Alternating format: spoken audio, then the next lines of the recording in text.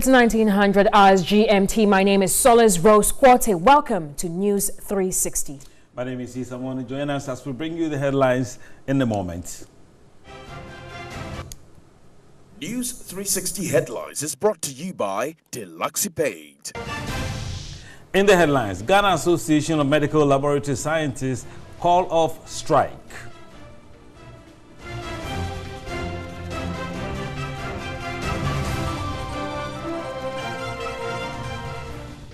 Communications Minister Ursula Owusu-Ekofo describes demands by civil society and Ghanaians on directors and owners of Kilni GVG as distraction. And on mission tonight, residents of Kulun have heaved a sign of relief following the handing over of its first borehole to the community after a series of TV3 reports. And on the international front, U.S. Defense Secretary James Mattis accuses China of deploying missiles to disputed South China Sea to intimidate and coerce its neighbors.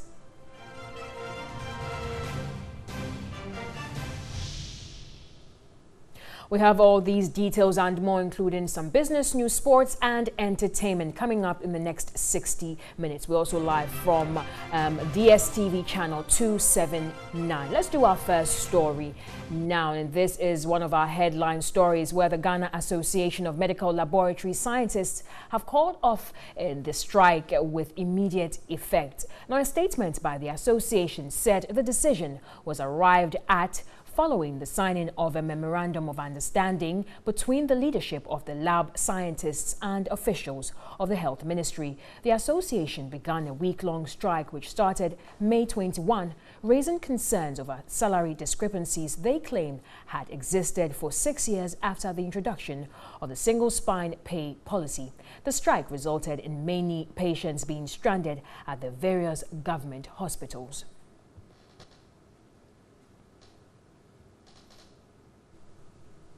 And rehabilitation work have begun on the Zuchari Bridge after years of neglect.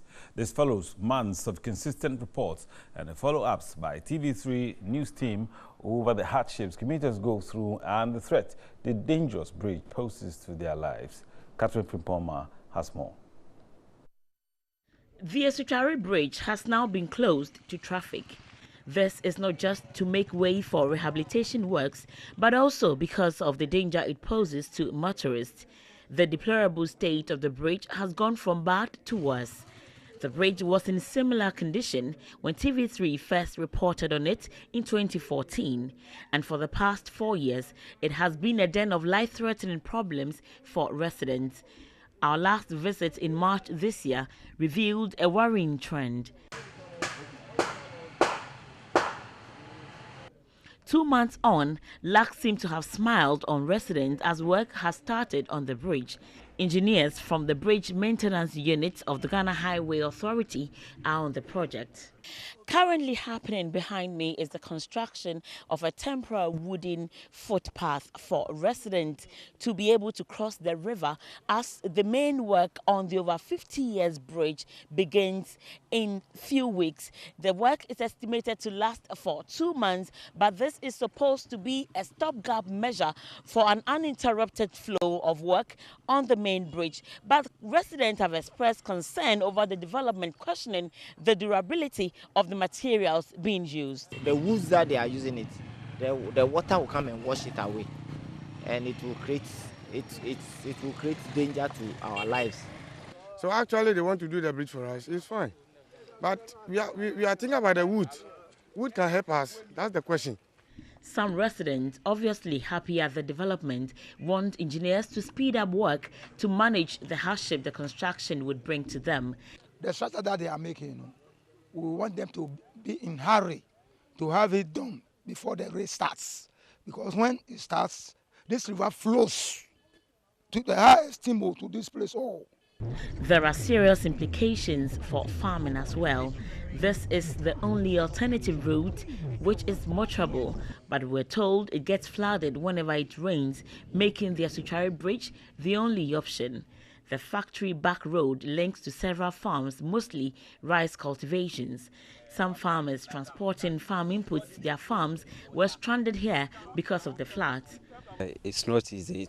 It affects us a lot because right now we cannot work if it rains heavy, and meanwhile we have a lot of things to do in the farm.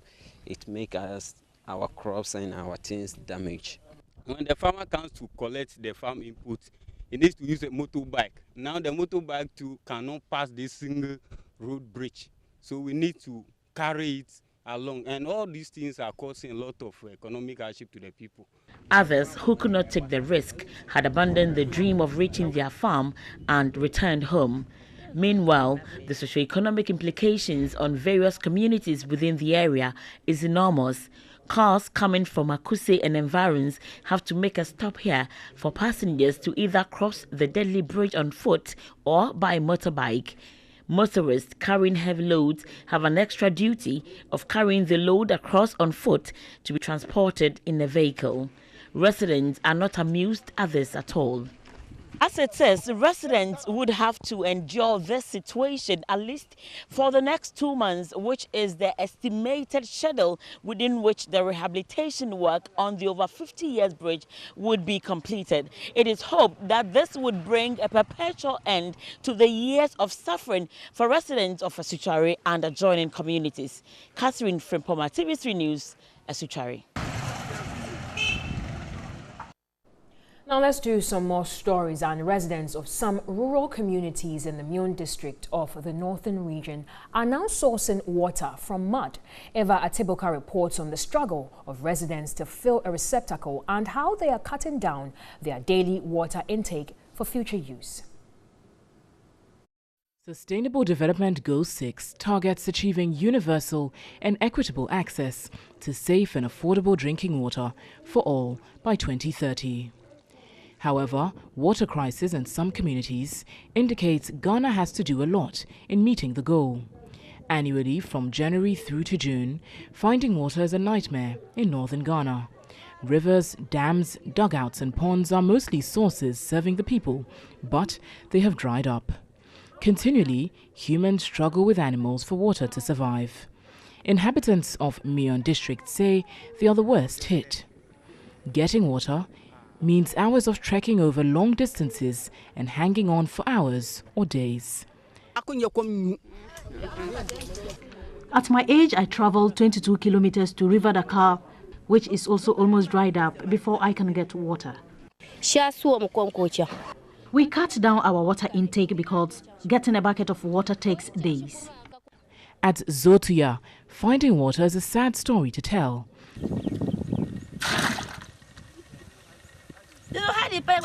Stuck in the mud, it takes a whole day to fill a receptacle. We put plenty alum and it settles for us to use. Even if it's harmful, we don't have a choice. Alum, when you use it, it has some carcinogenic properties, so it means it will be able to cause cancer if you use it for a longer time. They also say that it causes cataract, eye diseases, and then also sometimes it can cause retinal bleeding, and then even those who have Jesus PD, they can also become anemic when they use it. And then it also says that the alum contains some neurotoxins that also affects the neurons in the body. And an unquantifiable amount of a local disinfectant called alum is the treatment option. Health experts are worried about the health complications, saying they are recording higher water-related diseases. Water from the river, if it is not treated, they also get typhoid diseases, and so some of them comes in with typhoid perforation and they have to do operation on them.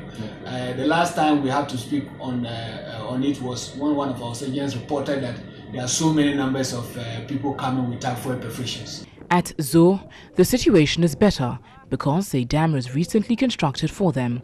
Their worry, however, is they share with animals. The decade-long water problem is as a result of low water table across the district. The energy-draining search and scramble for water is affecting the overall development of the people. Economic activities are affected, their hopes and aspirations are dashed, and many barely eking out survival. The people are counting on government and corporate organizations for a lasting solution to their problem.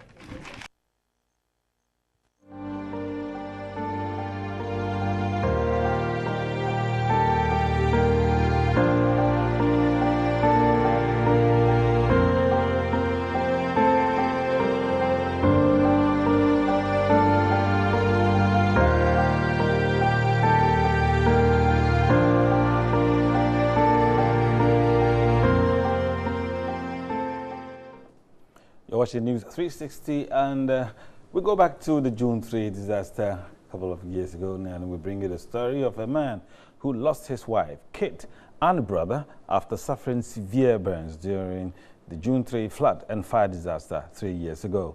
The tragic incident left him with a disfigured face and severe head injuries, a development that made him contemplate committing suicide. But with the love and support of his family, he has embraced his new identity. We bring you the harrowing story of 38-year-old Kasim Suraj. Started with a normal rainfall, but as the night wore on, it intensified. The night turned out to be a tragic one, as scores of residents were displaced in part of Accra. Over 150 lives were lost in the ghastly flood and fire disaster at the Kwame Nkrumah Circle, with many others suffering severe burns. 38-year-old driver Kasim Suraj is one of the survivors. On that fateful day, he had gone to pick his wife, now deceased, who sells clothes, accident site, when tragedy occurred. We saw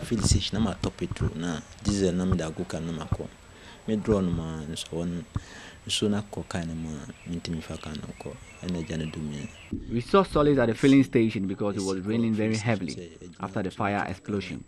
I blacked out. I lost my sight, but I regained it after a month. He suffered severe burns on his head. After 15 head surgeries in 2 years, he is yet to recover fully from the trauma. Currently, he is unable to go for medical review due to financial constraints. With an average of 20 cedis, he buys gauze and other materials to dress his head wounds.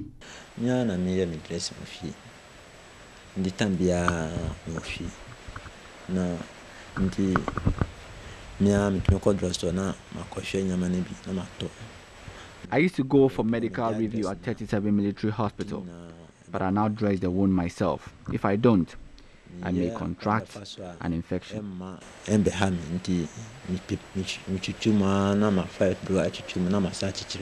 Although Kasim owns a taxi, he is unable to drive it due to his plight.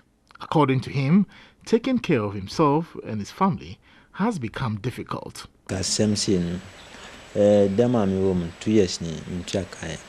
Things are really difficult for me. I even owe my landlord and I have not paid rent in 2 years. He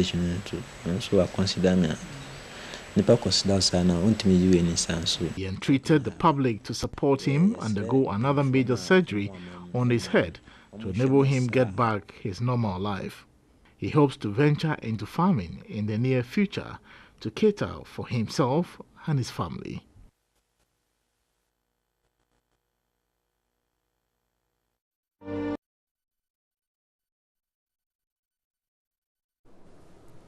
Indeed, may their souls rest in perfect peace as we celebrate 3 years of that disaster tomorrow, June 3. But let's move away from that and do a trending issue regarding the Communications Ministry, where the Communications Minister, Ursula Kuffour, has stated that demands by civil society and Ghanaians on the directors and owners of Kelny GVG is a distraction from the essential service they have been contracted to do on the common platform. Concerns have emerged on who the owners of the company to monitor revenue over calls and data of telcos is, or who they are. Speaking to journalists, she's noted Ghanaians will see them at the appropriate time.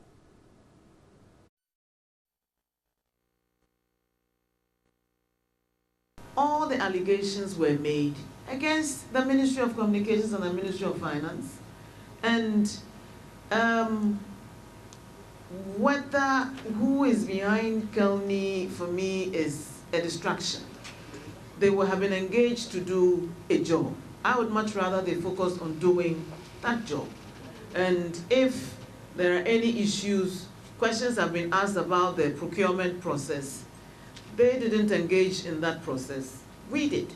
And so I thought that, rightfully so, we should answer those questions. The privacy concerns relate to the architecture, and we have project managers here who are overseeing this whole project. And I think they've adequately explained that. Trust me, at the appropriate time, you will see them. For now, if you want to, you can go to their website and get whatever information. And they do have a website, and I know that for a fact. They do have an office location. Like I said, it's in Laboni, not Osu or Okomemle.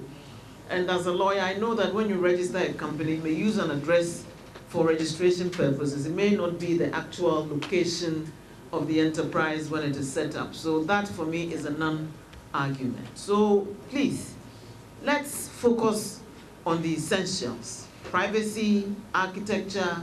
Has there been any corruption in this exercise? Absolutely not. And I take exception to those who've cast aspersions on my person in this regard.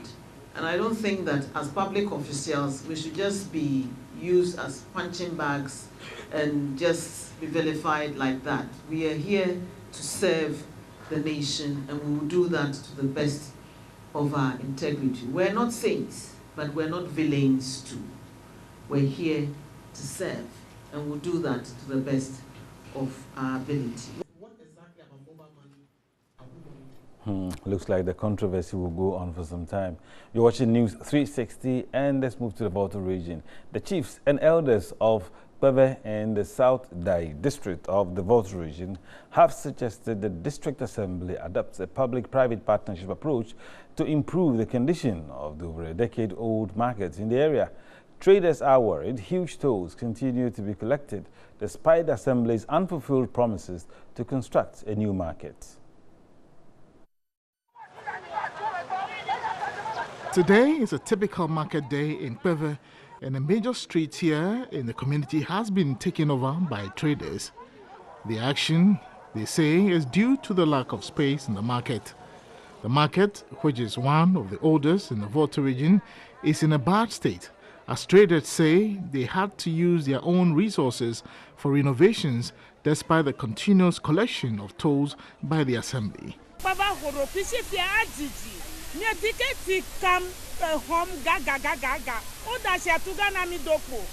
This is an old market. They keep collecting tolls, but nothing is done about the state of the market. It is even worse whenever it rains. 52-year-old Gladys Azime, who has been trading here for the past 32 years, was unhappy about the condition of the market. For 57-year-old Clara Hodogba, with her 50 years experience as a trader in the market, not even the toilet facility has been put up by the assembly. Although the district assembly has started building a toilet facility, the chief executive, Ernest Mallet, revealed there are bigger plans to construct a modern market. In the long run, we want to see that we have a modern market. We have some diagrams where we think that we should maybe call it a better supermarket, not just an open space where people's wares are safe, where people can go and buy things in a hygienic environment, where people can have their children attended to whilst they are there. So a bank, a KG for the women, decent places of convenience. We have the diagrams and we want to achieve that. This, the elders of the community claimed the assembly has veered off the original proposed plan for the market and rather allocated lands for individuals to put up their stalls. The traders have hinted of a demonstration soon if the assembly does not commence serious work at the market. You're still watching News 360, and here is what's still to come tonight. Now still to come, on mission tonight, residents of Kulun can now heave a sigh of relief following the handing over of its first borehole to the community after a series of TV3 reports. And international news, U.S. Defense Secretary James Mattis accuses China of deploying missiles to disputed South China Sea to intimidate and coerce neighbors.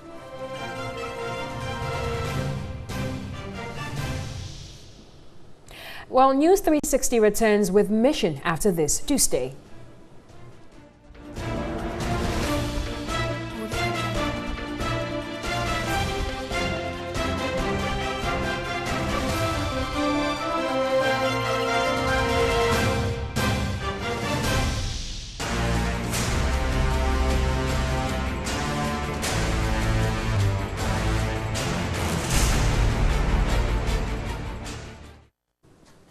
Welcome back to News 360. It's now time for Mission, which is supported by Star Ghana with funding from Danida, the UK Aid and the European Union.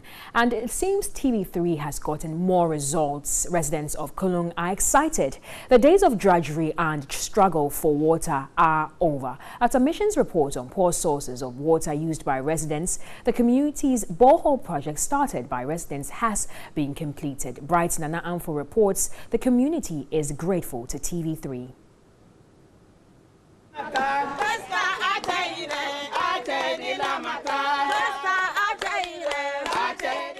This is what residents of Kulung here in the Upper West region rely on. This is the only source, and at this time of the year when it is dried up, there is indeed a huge problem for them.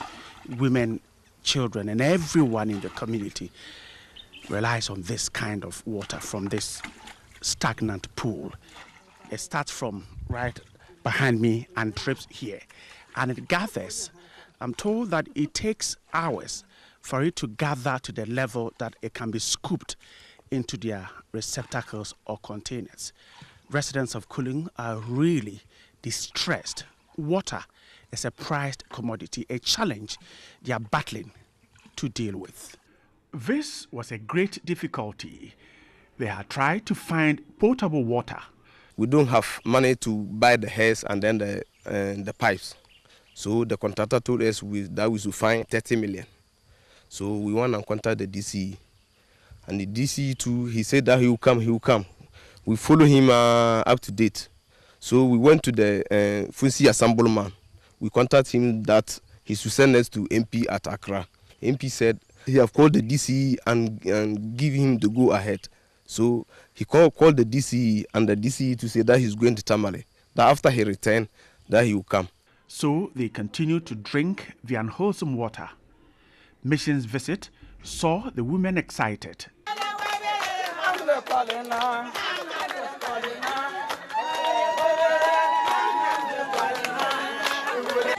They were happy because the mission team had promised to partner them in the push for clean water. The advocacy started in January 2017. The district chief executive and member of parliament for Wa East were contacted. They promised to provide water for Kulung. 3,000 cedis was needed to fix the system. And this was provided by the member of parliament and the district chief executive. In fact, the two released more than needed. The borehole is now pumping water to Kulung.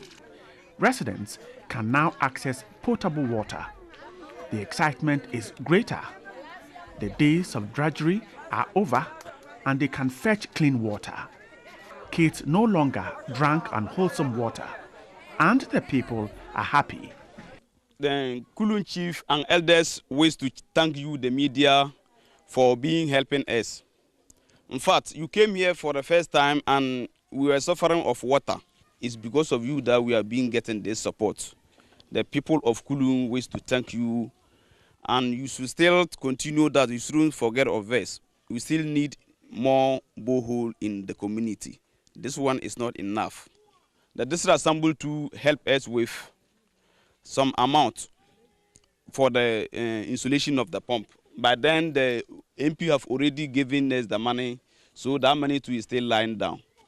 And they say we have to write application for what we want to use the money before we can now use it. They are planning what to do with the funds they have secured. The district assembly says it is committed to improving access to water and other social amenities in the district. After we fixed the head pump, we didn't just allow them to use the water, we will still pick sample of the water, and then we tested the water quality to see how good the water is. But all the tests prove that the water is wholesome for consumption. So we then gave it to the community to use. For Kulung, this is a dream come true, though they would have wanted a mechanized system. This is okay for the meantime. The mission team promised to continue the advocacy to speed up development in Kulung. Kulung is grateful to TV3 and the mission team. Brighton Anamfo, TV3. Well, let's still stay in Kulung, where the residents had a town hall meeting and where the mission team have raised other development challenges which needs immediate attention. Now, the community is surrounded by two rivers, and this impacts negatively on the education and health during the rainy seasons. Kids are unable to go to school when the two rivers are full up, while patients are unable to attend clinics during the period. Brighton Anamfo has more.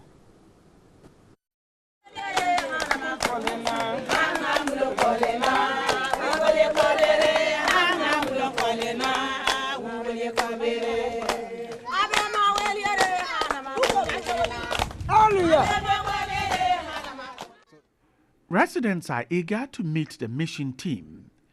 An earlier advocacy for water had achieved results, and so expectations are high. Kulung is deprived and neglected. Residents have used several ways to get development. Even a threat not to perform their civic responsibility did not move the politician to come to the aid of Kulung. The politicians snubbed them in 2016, and they remained in their poor state. The community is surrounded by two rivers, the Kulung River on one side and another river on the other. This is a headache. There's only one kindergarten in Kulung. Children trek 30 minutes to Yala to attend primary school when they complete kindergarten. This stream gets filled up during the month of May, June, and July. And so for 3 months, kids will stay at home. Residents at the gathering raised concerns on providing a school for the community. The health of the people is also affected anytime the river is full.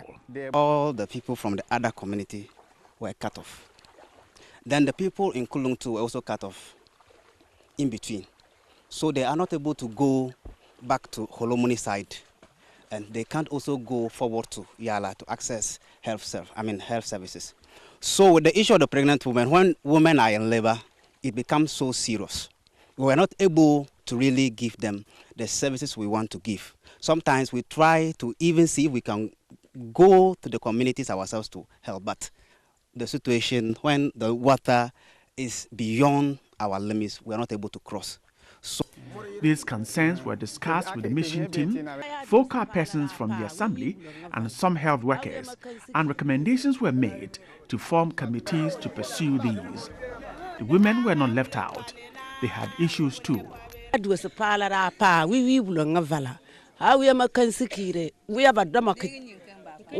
She represents the women. Their first problem is grinder mill.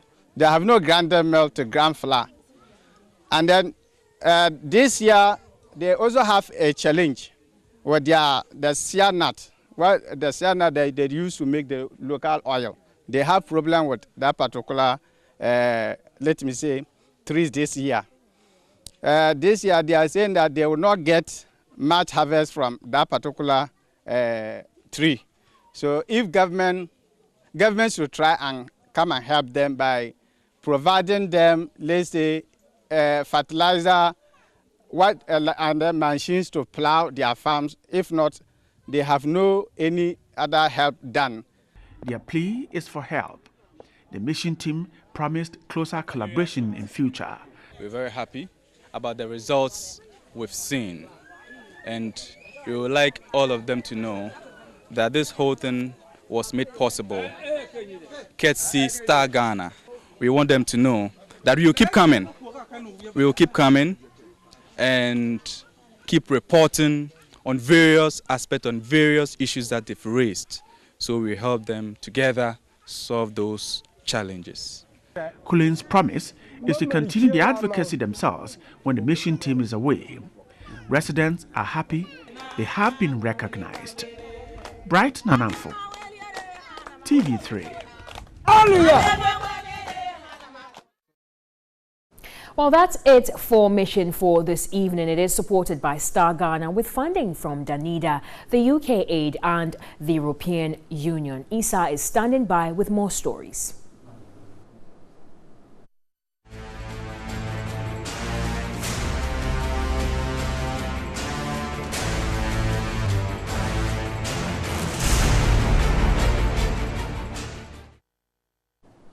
And moving away from Mission tonight, Ghana is to adopt a Mexican technology to remove toxoflavin, a poisonous substance in living cells or organisms, from maize during milling.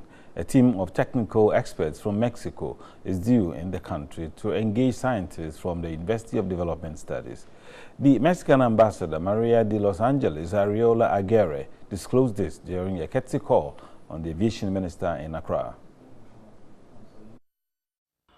In Ghana, maize is the most widely cultivated and consumed staple. Unfortunately, it had emerged that pellagra, a disease caused by lack of vitamin B3, had become a serious chronic disease in these same countries where the poorest people live on diets containing mashed corn. Research has shown that pellagra is primarily due to dietary deficiency of vitamin B3. It was also established that analytical values for the vitamin B3 efficiency content of foods depended greatly on the method of extraction used, and this is where the Mexican technology is required. Thousands of years with this technology and very ancient tradition that comes from the Aztecs in Mexico. The general freedom from pellagra of the peasants in Mexico, where corn has been the staple for over 1,000 years and amongst its poorest has been extremely high. And the process that they used in that time in Mexico enabled them to avoid this toxin that is called toxoflaxins that is killing people. So we have this technology and we are already working together with Kenya in a similar project, and today we started and we say, why only Kenya? Ghana is a strong consumer of corn flour. Why don't we get this project to Ghana? The technology will be rolled out across the country after its piloting in the northern region. This is technical cooperation between both governments and with local institutions. We will work together with the University of Development Studies in Tamale and together with the local women's community. They will learn the technique, and from there we will start spreading it, this same project, to other regions of Ghana where they produce corn flour. The aviation minister lauded the intervention. I'm particularly happy that the maize aflatoxins will be eliminated because it's something that we deal with every day. I love kenke, I love my banku, and I love my cocoa, and these are staple foods that we consume. So that collaboration is very welcome.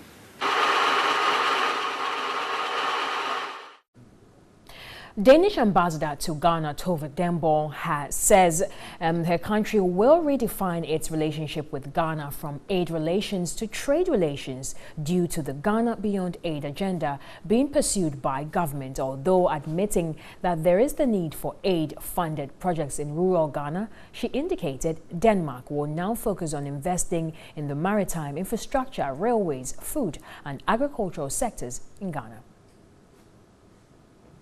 Ghana and Denmark enjoy a long-standing cooperation now positioned as a unique platform for leveraging a new strategic partnership which seeks to strengthen the political alliance and also project growth and employment in both countries. As a result of the Ghana Beyond Aid agenda being pursued by the government, Danish aid will be phased out after 2020, birthing for a new partnership of trade.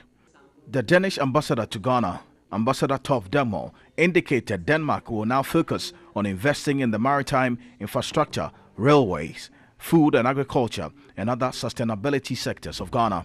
What happens to the aid interventions that Denmark used to fund in Ghana, considering the fact that there's still real poverty in Ghana? I appreciate that question, and it is very pertinent Because when you move up north, I was recently visiting the Bolgatanga area, you do see real poverty.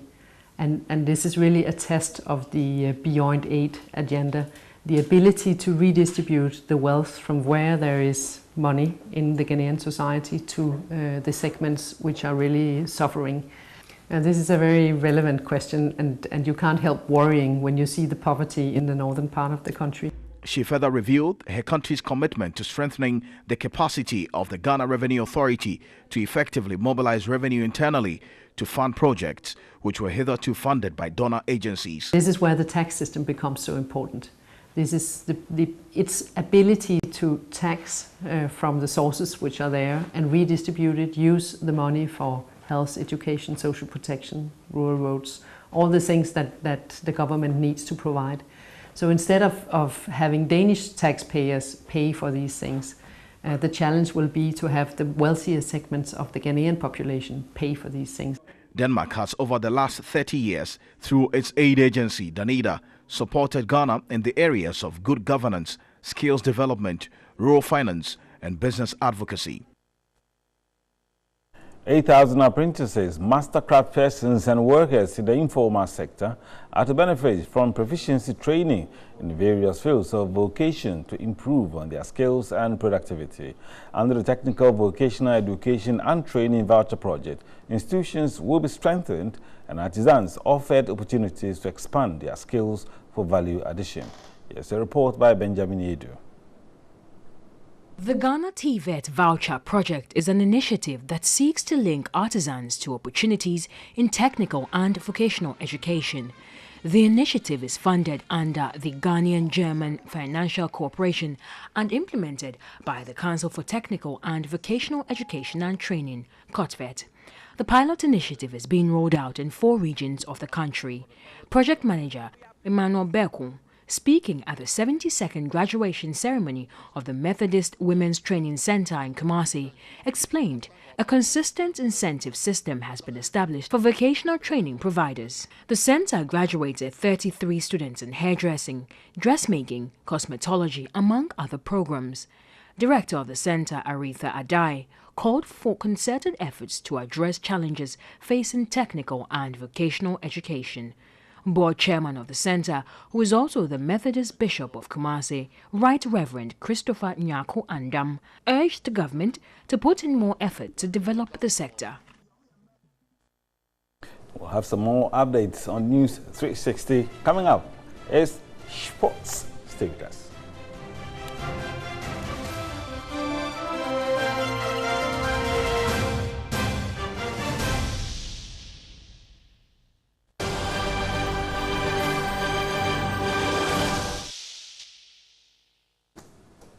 And in international news this evening, Catalonia's new regional government has been sworn in, ending 7 months of imposed direct rule from Madrid. Christine Toby, a Cameroonian law student in Barcelona, says not much will change for African migrants living in the Catalonian region. TV3's Alfredo Canse has more from the Spanish city, Barcelona.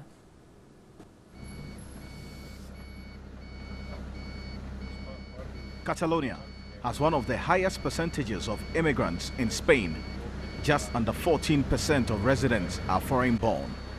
Catalonia, Spain's second most populous region and home to major city Barcelona, has for centuries attracted migrants to work in its textile, steel and chemical industries.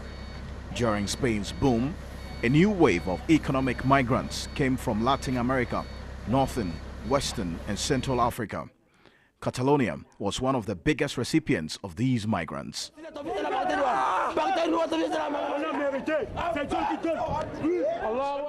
Now, migrants are seen engaging in jobs such as sweeping the streets, selling on the streets and bridges, with some young girls trafficked and forced into prostitution. I visited Christian Toby, a Cameroonian law student studying and working in Barcelona, and she tells me how the migrants are surviving in Spain. Okay, you will have probably cleaner streets than other. But in Africa, you don't have that feeling that you can trust your neighbor. No, forget it, no. She admits migrants may not hold any influence in what the outcome of the struggle for a Catalan state will be. I think that is very important very important for a government, okay, that the people feel that their voice are listened. And I think that the problem here was that Catalonian people think in that moment that no one will listen to them. So that's why the protest was so huge, because for some reason, a big part of the population wanted something that no one apart from them seems to accept or to recognize, you know, the independence. Spanish socialist Pedro Sanchez was sworn in as the country's new prime minister by King Felipe after the ousting of conservative Mariano Rajoy. Catalonia's new regional government has also been sworn in, ending 7 months of imposed direct rule from Madrid. The new Catalan president, Quim Torra, is a close ally of the ousted separatist leader. Christian Toby tells me not much will change for African migrants living in the Catalan region. And U.S. Defense Secretary James Mattis is accusing China of deploying missiles in the disputed South China Sea to intimidate and coerce its neighbors. Speaking in Singapore, General Mattis said Beijing's actions called into question its broader goals. He also said the issue of U.S. troops in South Korea was not on the table at this month's summit between President Trump and North Korea's Kim Jong-un. Mattis says the U.S. wants a complete denuclearization of the Korean peninsula. South Korea's defense minister Song Young-moo also told the Shangri-La Dialogue Security Summit that the U.S. forces in South Korea was a separate issue from North Korea's nuclear issue. There are currently about 28,500 U.S. troops based in South Korea.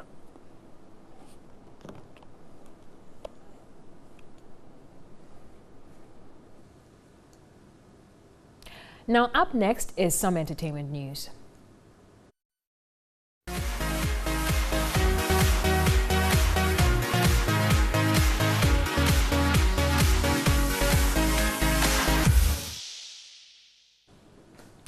And in entertainment tonight, the residence of the British High Commissioner Ian Walker came alive as celebrated performers Reggie and Boli, the Pride of the North, Wiyala and KK Fosu performed in celebration of the Queen's 92nd birthday. The major highlight on the night was when the British High Commissioner joined the X Factor finalists up on stage to do the Shaku Shaku dance. Maybe it's stupid, but you give me damn chills. Cause I got the hotline, can you make it blink? Oh, I'm going crazy when you doing your thing. So I gotta get you. Patrons of the Queen's 92nd birthday had a great time serving food, whining and enjoying good music.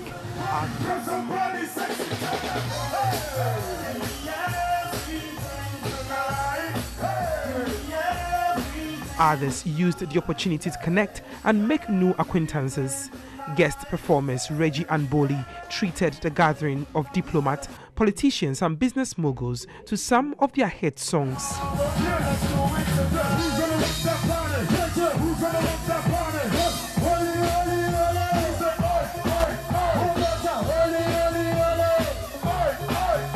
The patrons were taken back into time with Boli doing his 2004 mega hit, You May Kiss the Bride.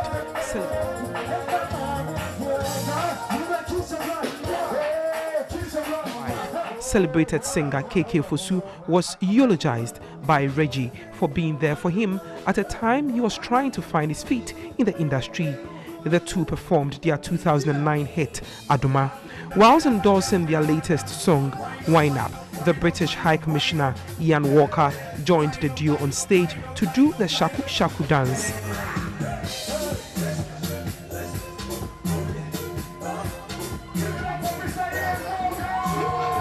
Yo, Mr. Ian Walker, let me put it on record. He's the coolest High Commissioner Ghana has ever had. Trust me. You know, this man gets showbiz, you know, and he keeps it real. You know, sometimes when you're talking to people, you know, they're just... But this man is real. When he tells you, let's do A, he means A, nothing else. Yeah. Yesterday, we just met him. We're like, you know, our news, let's hear it. Boom. He buys it on iTunes. We do 1 or 2, and tonight he joins us on stage. Like, wow. Yeah. You know? Songstress Wiala was a delight to watch.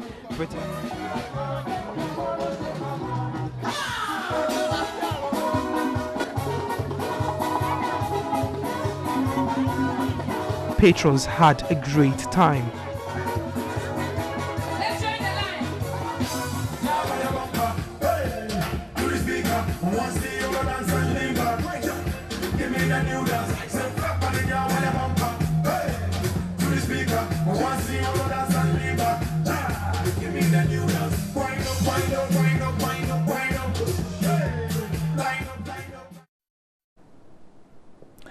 You're watching News 360, and let's see what tilapia has been thinking throughout the week.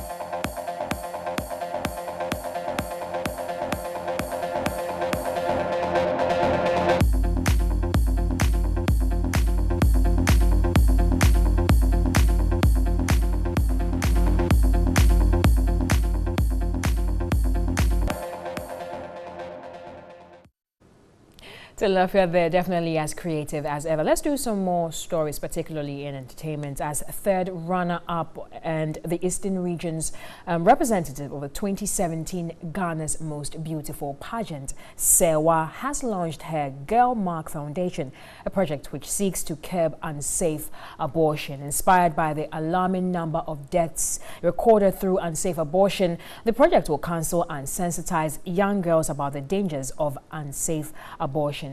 Naftali Ban has more. Girl Mark project, drawing strength from God Almighty, the Father, the Son, and the Holy Spirit. We declare the Girl Mark project duly launched. Unsafe abortion is a major cause of maternal mortality. For lucky survivors of unsafe abortion, the consequences are dire. According to IPAS Ghana, 47,000 women die from unsafe abortion annually, leaving 5 million others with disabilities. Some 222,000 children are rendered motherless as a result of unsafe abortion. ASP Emmanuel Asabila works at the Public Health Department at the police hospital. Get most of these 40 million people going to the right places, to the right people, for the right information to do the right thing. As such, lots of them end up going into wrong places. From 1995 to 2000, you can see unsafe abortion is just rising. The Girl Mark Foundation, championed by the 2017 GMB third runner-up, hopes to change the disturbing narrative. Adolescents tend to be less informed than adults, but they feel invulnerable. They have some kind of impulsiveness, and they always want to explore. So special attention needs to be given to these young, vulnerable people who are at risk of irreversible harm to their reproductive health. That is why for this year, we are focusing on adolescents. And that's all for this edition of News 360 right here from the News Hub. My name is Issa Moni. And I am Solis Rose Quarty. Good evening.